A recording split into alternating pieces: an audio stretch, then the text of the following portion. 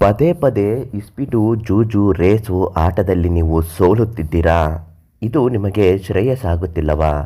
ಎಷ್ಟೇ ಕಷ್ಟಪಟ್ಟರೂ, ಎಷ್ಟೇ ಪ್ರಯತ್ನಿಸಿದರೂ ಒಂದೆರಡು ಬಾರಿ ಗೆದ್ದು ಮತ್ತೆ 5-6 ಬಾರಿ ಸೋತೋಗಿದ್ದೀನಿ, ದುಡ್ಡೆಲ್ಲ ಬರೀ ಇಂತಹ ಕೆಲಸಕ್ಕೆ ಕಳ್ಕೊಂಡ್ಬಿಟ್ಟಿದ್ದೀನಿ ಅಂತ ನಿಮಗೆ ಚಡಪಡಿಕೆ ಆಗಿದ್ದರೆ, ನಿಮಗೆ ತುಂಬ ದುಃಖಗಳಾಗ್ತಾ ಇದ್ದರೆ, ತುಂಬ ಲಾಸ್ ಆಗಿದೆ ಅಂತ ಅನ್ಕೋತಾ ಇದ್ದರೆ, ಈ ಒಂದು ಕೆಲಸ ಮಾಡಿ ನೋಡಿ. ಮೊದಲನೇದು, ಇಸ್ಪೀಟ್ ಆಟವನ್ನು ಸಂಪೂರ್ಣವಾಗಿ ನಿಷೇಧ ಮಾಡಿಬಿಡಿ. ರೇಸ್ ಆಡೋದನ್ನು ನಿಷೇಧ ಮಾಡಿ.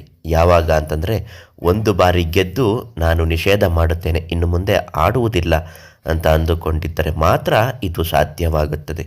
ಎಷ್ಟು ದುಡ್ಡು ಬಾಚಲು ಸಾಧ್ಯವಾಗುತ್ತೋ ಅಷ್ಟು ದುಡ್ಡು ನೀವು ಗೆಲ್ಲಬಹುದು. ಆದರೆ ಯಾವುದೇ ಕಾರಣಕ್ಕೂ ಇನ್ನೊಂದು ಆಟನ ನಿಮ್ಮ ಜೀವನ ಪೂರ್ತಿ ಆಡಲೇಬೇಡಿ. ಇದರಿಂದ ಮನೆ, ಕುಟುಂಬ, ನೀವು ಸರ್ವನಾಶ ಆಗುವ ಸಾಧ್ಯತೆ ಮಾತ್ರ ಇರುತ್ತದೆ ಹೊರತು ಇನ್ನೇನೂ ಇಲ್ಲ.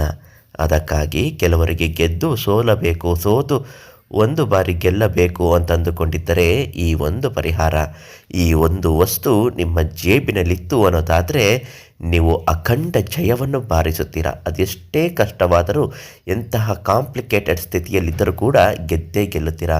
ಬರೀ ಜೂಜಿನ ಆಟ ಮಾತ್ರವಲ್ಲ, ಜೀವನದ ಆಟದಲ್ಲೂ ಕೂಡ ಇದು ಸಾಧ್ಯವಾಗಿ ನೆರವೇರುತ್ತದೆ. ಅದೇನು ಅಂತ ಹೇಳ್ತೀನಿ ನೋಡಿ. ವಿಡಿಯೋನ ಸಂಪೂರ್ಣವಾಗಿ ಕೊನೆ ತನಕ ನೋಡಿ. ನಿಮ್ಮ ಜೀವನದ ಯಾವುದೇ ಸಮಸ್ಯೆಗಳಿದ್ದರೂ ಪಂಡಿತರು, ದೈವಜ್ಞರು, ಶ್ರೀ ಮಂಜುನಾಥ ಗುರುಗಳಿಗೆ ಒಂದೇ ಒಂದು ಕರೆ ಮಾಡಿ ಸಂಪೂರ್ಣ ಸಮಸ್ಯೆಗೆ ಶಾಶ್ವತ ಮುಕ್ತಿಯನ್ನು ಕೊಡುತ್ತಾರೆ. ಅಷ್ಟೈಶ್ವರ್ಯ ಸಿದ್ಧಿ ಪ್ರಾಪ್ತಿಯಾಗುತ್ತದೆ. ನಿಮ್ಮ ಮನೆಯ ಮನಸ್ಸುಗಳು ಒಡೆದಾಡುವಂತಹ ಸ್ಥಿತಿಗೆ ತಲುಪಿದ್ದರೆ ಈ ಒಂದೇ ಒಂದು ಕೆಲಸಗಳು ಅವರಿಂದ ಪರಿಹಾರ ಮಾರ್ಗದರ್ಶನಗಳು ಅಷ್ಟೆ.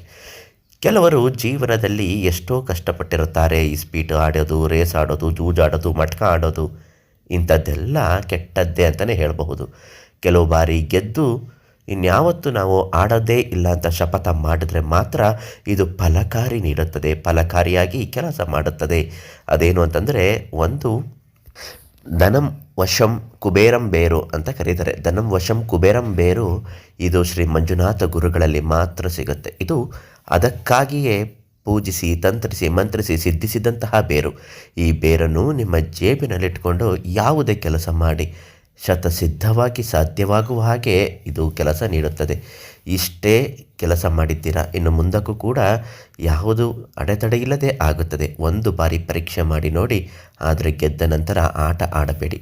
ಶ್ರೀ ಮಂಜುನಾಥ ಗುರುಗಳಿಗೆ ಕರೆ ಮಾಡಿ ಬೇರನ್ನು ಕೇಳಿ ಪಡೆದುಕೊಳ್ಳಿ.